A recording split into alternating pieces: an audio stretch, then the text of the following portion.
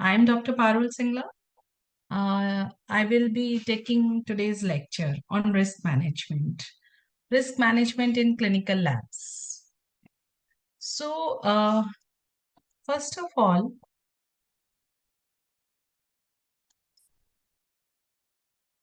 what is it's important to know what is our goal, what we are doing. We are discussing today risk to reduce the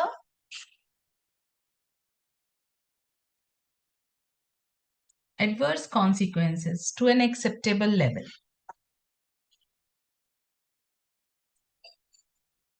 for every activity along lab testing process.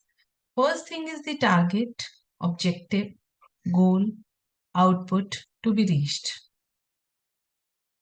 Risks that lie along the way can be correctly identified. When we are working in a lab, either in the requesting the test, collecting the patient sample, transporting the samples, receiving the samples, preparing the sample for process, registering it, sending it to lab information system. We are examining and interpreting the results, reporting it, its important or critical result. In all the phases of the testing cycle, it's important to identify the risk. Now, what all type of risk is in line of pre-examination phase? First, the test order should be or requested, we should understand it properly, or we are making mistakes in understanding the what has been ordered or asked. That is first. Then pre-examination phase, what could be the risk while collecting the sample could be, it should be a safe collection, it should container should be correct, there should be positive ID of the patient, collection details should be correct. Similarly, in sample transport, sample reception, we'll come to this slide later on. First, let's find out what is risk. Risk क्या होता है? Risk is कोई harm, जैसे हम कहते हैं बच के रहना. You are talking on a mobile phone while driving, so your life is at risk. तो आप नहीं हटते तो there is what government has decided, let's find this activity. People will probably, there will be more accidents noticed. So this is a risk to your life. Then risk is issuing a wrong report to the patient in a medical lab.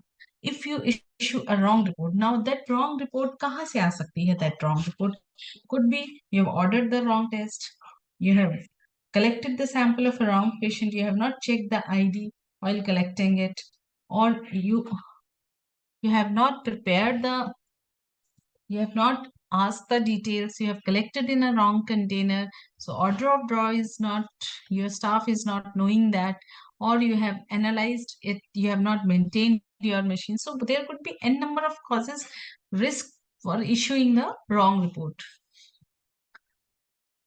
Correct? So what we are doing in risk actually, how we can prevent the risk? If we have a procedure in place, and it should be a correct procedure, and it should be followed properly. So correct procedure, when we are not following the correct procedure, it can lead to some kind of risk.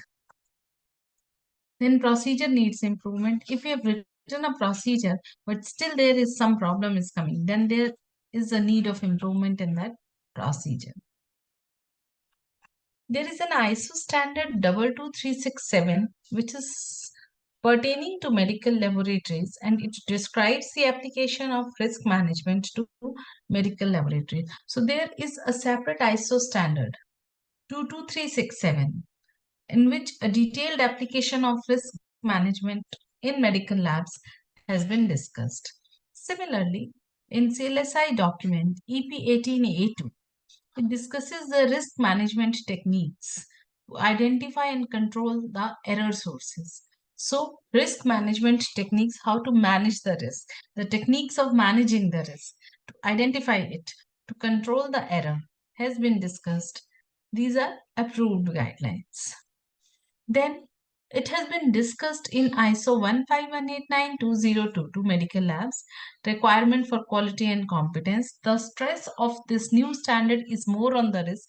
They are saying do a risk analysis and prevent the thing to happen. आप होने से उसे रोकें, किसी harm को होने से रोकें, उसको रिस्क कहते हैं.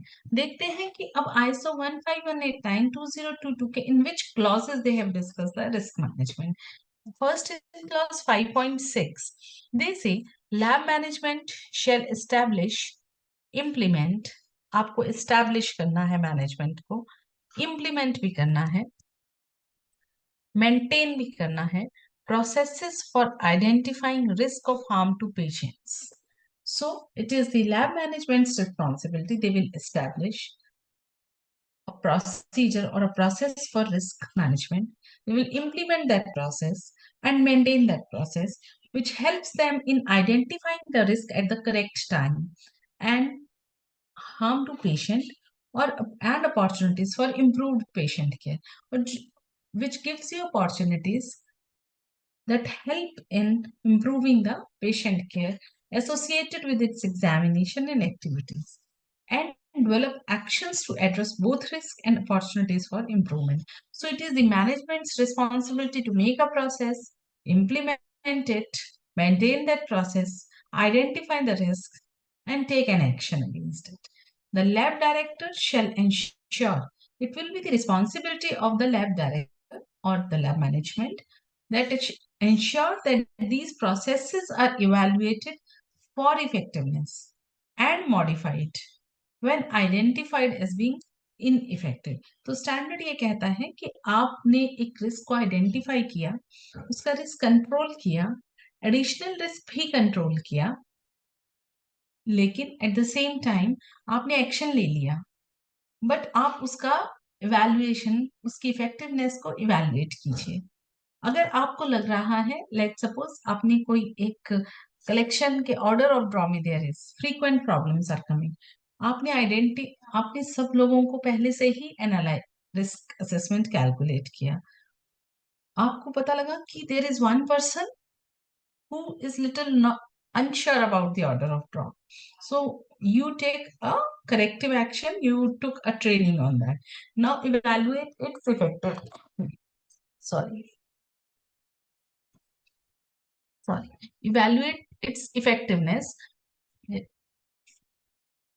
Do what you can do by direct observation of that person or the staff, or by checking that how many tubes are coming wrong, collected in the wrong vial. So effectiveness of any risk identified and the action taken over it should be checked. And if you feel that if it is not very effective, find out what change is required or what modification is required in the process. Do it. So there are two notes given in ISO 22367. It provides details for managing risk in medical labs. And in note 2, there is another ISO standard which provides details for laboratory biorisk management. If you want, you can consult these two standards. Then in another clause, clause number 8, which is related to management again, they say identification of risk and opportunities for improvement. To another clause, what this clause says, lab shall identify risks and opportunities for improvement associated with lab activities too. अब उसमें और इसमें क्या फर्क है?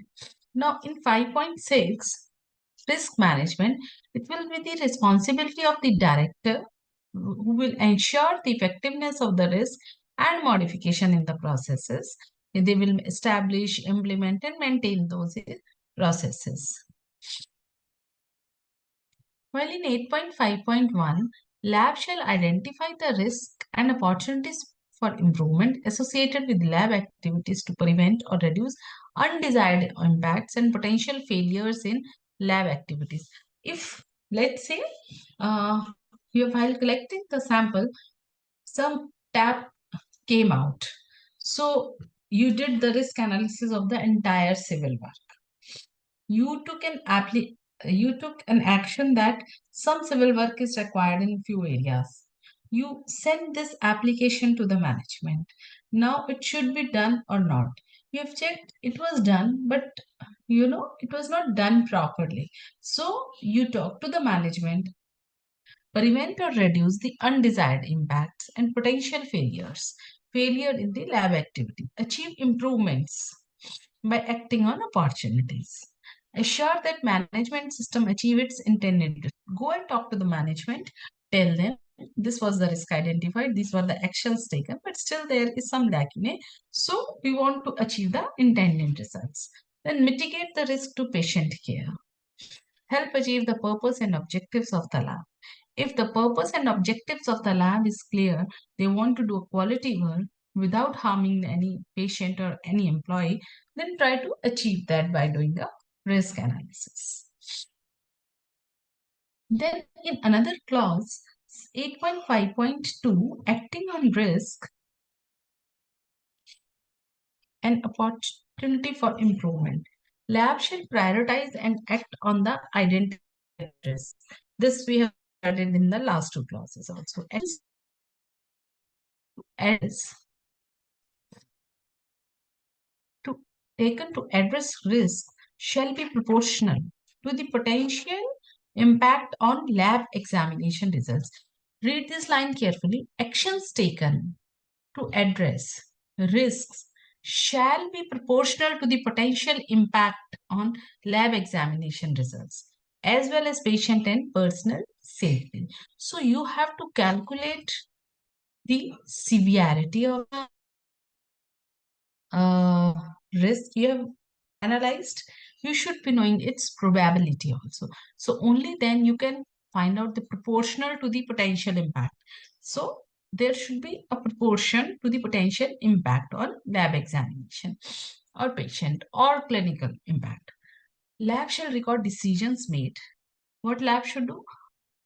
Whatever decisions you have taken for certain risk actions, record it. Actions taken on risk and opportunities. Lab shall integrate and implement actions on identified risks. You have to record your decision. So whatever you are analyzing, whatever you are doing, just maintain a record of risk evaluation. Actions taken. So risk management review should also be done. Lab shall integrate and implement actions on identified risks and improvements, opportunities into its management system and evaluate their effectiveness. Lab shall integrate means lab shall work with the management system, whoever is the management of related to that activity of risk analysis, implement the actions on the risk and evaluate their effectiveness. So three notes are given in this. Note one is options to address risk can include identifying, avoiding threats, eliminating a risk source, reducing the likelihood or consequences of risk,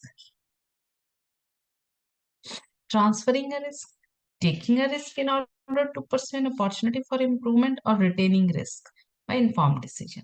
Note 2 is although this document requires that the lab identifies and addresses the risk, there is no requirement for any particular risk management method. Note 3 opportunities for improvement can lead to the expanding the scope of lab activities, applying new technologies, creating other possibilities, fulfill patient and user need. So आप risk identify करें जहां आपको लगता है कि इस risk को manage करने से we can fulfill the patient requirement, we can increase the scope of lab activities, implement it. Like few examples of risk could be there should be improper specimen handling, there may be improper patient preparation, आपने patient को information ही नहीं दिया, उसको GTT करना है तो उसे fasting glucose आना है, आपने उसे बताया ही नहीं कि ग्लूकोज लेके आना है, वो पहुंच गया टेस्ट के लिए, फिर आप उसको मार्केट वापस भेजेंगे. So that is in appropriate, unnecessary delay, and compliance of the patient is also not good. Then few other examples examples. You are not performing like a new lot verification. You are not doing it. So you are not understanding what is the risk covered in this method verification or validation. You are not doing temperature recording. You are not doing competency assessment. You are not doing real time records. You are not maintaining. So they can lead to some kind of risk in examination phase of the testing. Let's consider a few scenarios. A medical lab acting in response to community demand introduces new molecular test, but without functional validation. Functional validation is you should be knowing what is the positive predictive value, what is the negative predictive value, what is specificity and sensitivity of the test. So it becomes apparent there may be false positive or negative, leading to wrong diagnosis or poor treatment. So when you are uh, evaluating some vendor for procuring some kit. So ask all these details so that your risk will be covered. Similarly, scenario 2, medical laboratory introduces a new test infection that is technically easier than the standard test. So despite if there is the knowledge that the test is poor specificity, test is performed both in patient testing and screening. So it can lead to some incorrectly identified sexually transmitted infections, which can lead to some patient harm also. You can introduce the test in screening, but you should confirm the positive results with the standard test. So procedure and should should be there which prevent the risk to the patient harm. Now concept of risk is not new. नया नहीं है ये concept. It was already existing in the investors market. कहते हैं ना बड़ी risk taking capacity है finance के मार्केटिंग में मैन्युफैक्चरिंग सेक्टर में सर्विस सेक्टर में ट्रांसपोर्टेशन के सेक्टर में एयरलाइंस के सेक्टर में the concept of risk is already existing but it is just new to the healthcare industry. It was introduced in 1970s. Patient safety programs which are introduced in 2000. In medical laboratories this was introduced in 2003. Why risk management is important for medical labs? Why it is important? It is important. We analyze many samples from which we derive the information because nowadays there is a evidence-based lab medicine where clinicians are also dependent on the medical labs making their diagnosis. Information impacts upon decision making and health of others. Poor information can lead to poor outcomes. Our samples have some variables that we can control and others that are difficult to control and others that we cannot either foresee or control. So variable confounding factors, variables, they are always there which can affect the sample. So few we can control, few are difficult to control, few we cannot control. So we should be taking care of all those things. Regardless of contributing events, the lab is usually viewed as a source of problem. Although there may be many other things in a hospital set, but if there is any mistake, the lab is usually viewed as the source of problem. This is this everyone understands. Now, medical laboratory standard on quality and risk is what this new standard ISO 1592022 says.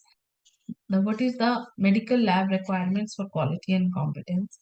There is another standard ISO 22367-2020, which is specifically related to risk, which explains the applications of risk management to medical laboratories. This standard says in the risk management framework, analyze and calculate. Calculation of risk reduction is important. First, analyze where is the risk and do something so that that risk can be reduced. Only then the quality, the competence, continual improvement, and prevention it will come. While 2022 says quality should be there, assess the competency, always think of continual improvement and prevention of certain risks. This is the cycle, a testing cycle. This is which states, uh, first of all, there is pre-examination collection.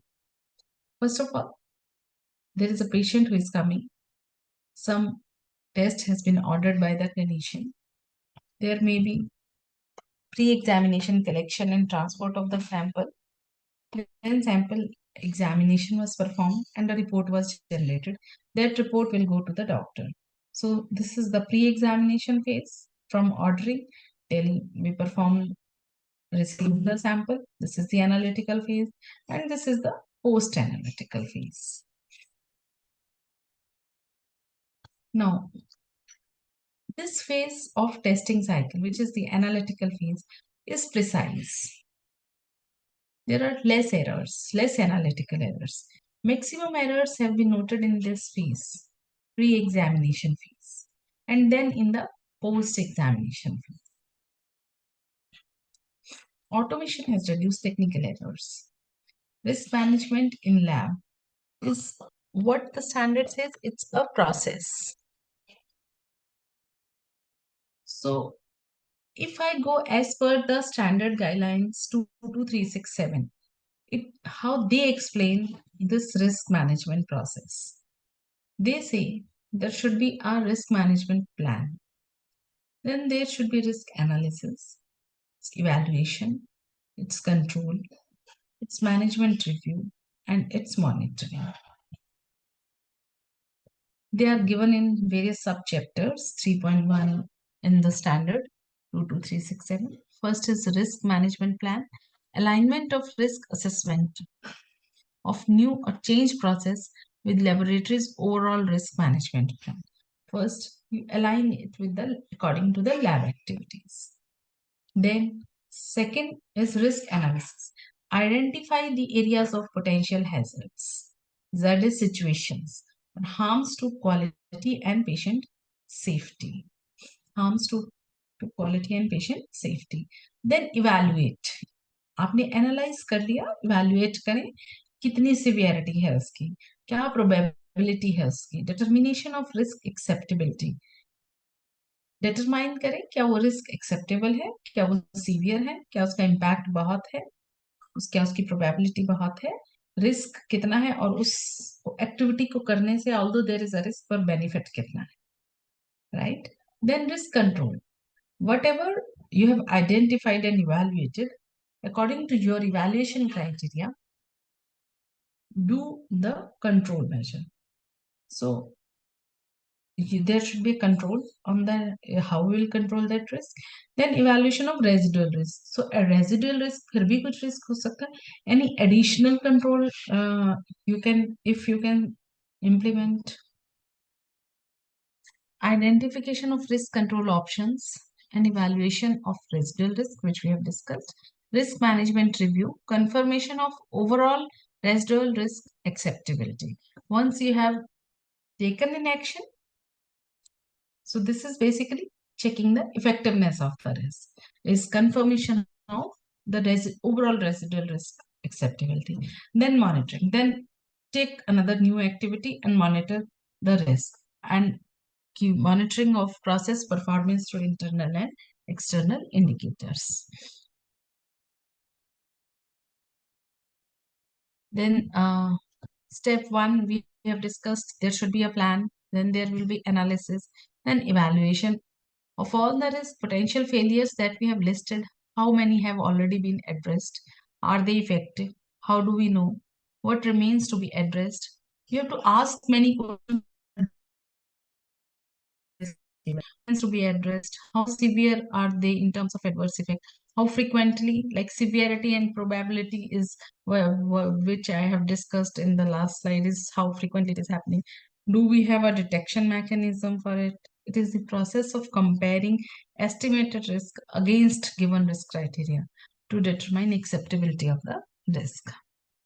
So you can define some criteria. If let's say there is a problem in the sample collection activity. Let's say I say 2 in per thousand, right? It is minimum. It has a less severe. But if it is 4 to 5 per 1000, right? It is moderate. That was mild, it is moderate. But if I say uh, collection problems are seen in more than 5 samples per 1000 or 6 or 5 to 10, it is severe. So it means I should be knowing what is my criteria and what I have estimated or found or analyzed or identified. So I have to define my criteria of risk, severity, probability, and what I'm estimating. I have to check it against that for acceptability. Then risk control. Plan and implement tasks that will reduce the risk to low level. So do a corrective action, immediate action and a corrective action. What are the resources available? हम कैसे देख सकते हैं कि हमें कैसे plan करना है, कैसे इम्प्लीमेंट करना है, कैसे रिस्क को कम करना है? उसके लिए हमारे पास क्या क्या रिसोर्सेज हैं? आप कहाँ से हेल्प ले सकते हैं? सम रेगुलेटरी एंड एक्रेडिटेशन बॉडी ने इसको डिस्क्राइब किया है, गाइडलाइंस फ्रॉम प्रोफेशनल बॉडीज जो कर रही हैं, पीयर रिव्यूड पब्लिकेशंस जो है, इंडिविजुअलाइज्ड एनालिसिस और प्लान्स किसी ने बनाए हैं. सो आप किसी से इन कहीं से भी आप गाइडेंस ले सकते हैं. Risk management review periodically to check if plan and implementation have been effective. Review with higher management. Look for new risks. Check if the risk reduction efforts have been effective. Measure residual risk through planned approach. Monitoring and evaluation. Establish surveillance system.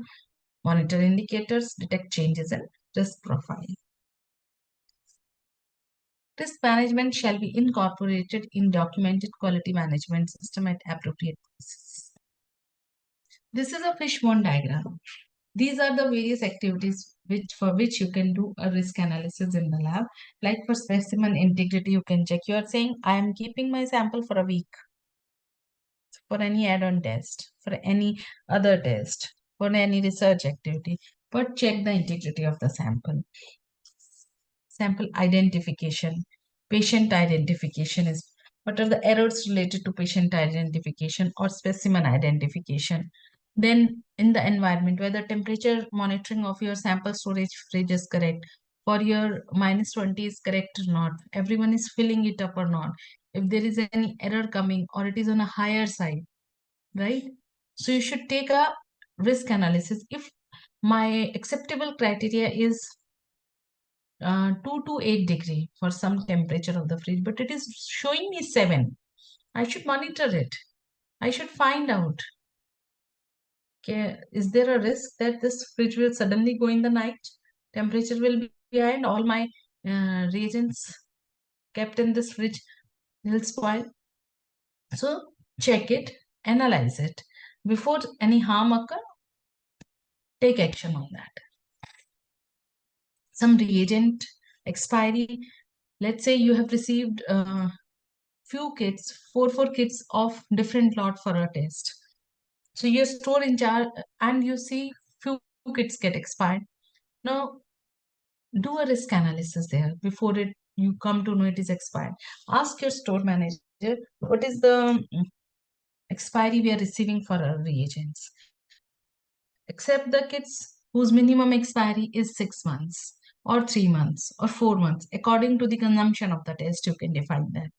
Then if the kit, some kit has expired, why it is expired, where is the fault?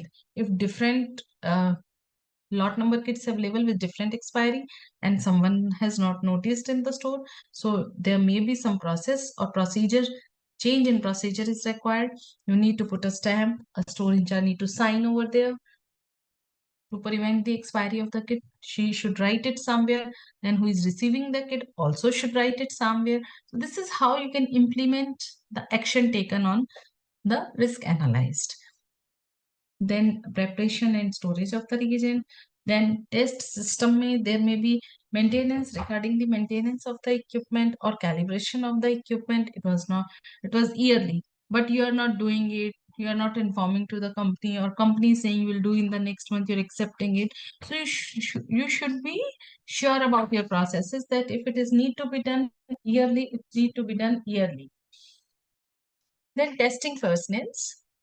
You can check the trainings, competencies, staff issuing how the training is happening, who is training, what are the how they are, whether they are taking pre-training evaluation or post-training. You can judge it by direct observation. So calculate risk analysis at every step. You can take any one activity, do a risk analysis, and find out the sources of potential failure and leading to incorrect results. Now you can take some activity, check it daily for a month. You can note in this how many problems today I encountered in sample collection, how how many tomorrow, how many on third, how many on fourth, how many on fifth. You have a monthly data. Now you calculate the risk level, find out its severity, its probability of the event, then calculate the hazard score. So you have to define a criteria for all these first, and then against that criteria you have to evaluate. Only then you can will be able to take some action. So severity you can define. Probability is occurrence of an event, how frequently it is occurring, or its occurrence is very minimal. Ki the entire staff in my phlebotomist area has been trained very nicely. So there is very rarely some problem in order of draw, or some wrong labeling, or some wrong sample collection. So its probability is low, but its severity of the problem is high. It can directly affect the patient results. So calculate the hazard score by multiplying both of them. So define a criteria for hazard score also. Let's say if my hazard score is less than 5, I will keep it under observation. But if my hazard score is between 6 to 8, I'll take an action. If it is more than 8, I will certainly take a action with comprehensive plan and effectiveness of the action taken. I will monitor. So this is how you will do it. In pre-analytical phase, what all activities, as we have discussed, starting from test ordering, identification, preparation, taking samples, transporting samples, sample identifications, then operator capacity, training, competency, inadequate staffing. You can do a risk analysis, how inadequate staffing can lead to problems. Uh, Staff can be stretched for longer hours, and there may be high turnover. You are training a person and then he is leaving, so it is affecting the quality of the lab. So accordingly you have to do a risk analysis, and you have to ask for the corrective actions from the management. You have to work with the management. Then in the analytical phase, check the calibration and preventive maintenance. You have asked for maintenance, company said we will do it, but ask for the complete PM checklist, what all they have done. So that there should be a process, there should be no lacunas in between which can lead to certain problems. Measuring the samples and reagents. Then results conveyed to the clinician in the post-analytical phase, whether critical results are informed properly, to whom your staff is informing, who in which day it was not informed, who was on the duty, whether the training of that person is required. Results interpreted in full clinical context. What is the turnaround time, whether the lab is meeting the turnaround time, how many transcription errors are there. Then what is the measurement uncertainty of your analyzed tests. Risk identification techniques are brainstorming, checklist and review of records is required, systematic tools is required, like a fishbone diagram, failure mode and effect analysis, failure reporting analysis, corrective action system, or combination of all this is advised. Then may be triggered by sources of identifying this. During the internal audits, you can find out these are the problems. Occurrence management. During proficiency testing, your proficiency testing is out and you're saying my IQC is okay. Then where is the problem? Problem is with the instrument. Problem is with the values of the IQC. So what is the problem with the quality control? If your revised reports are more, then whether these are because of transcription errors or whether these are because of any other problem. Customer complaints. If complaints are more, it means there is some problem. You need to find out the risk. Proactive process to identify, evaluate potential weaknesses in the lab processes. Systematic risk management tool should be there, and continuous daily observations should be there. Systems of checking in place, but no system of learning. When the risk happens, when system of checking is there, but learning is not there. This is the risk analysis. Here is an example.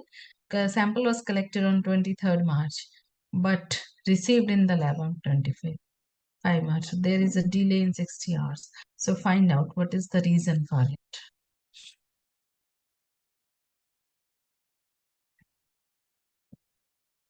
Then some business plan, market analysis. No, there should be direct talking to the patient, listening to the patient, and work for the patient safety and patient compliance. Every single test matters. Why? Because every human life matters. So patient safety and quality is paramount. What are the challenges while doing a risk analysis? Sometimes we can never identify or objectify all the risk. This was the challenge. New risks emerge from time to time.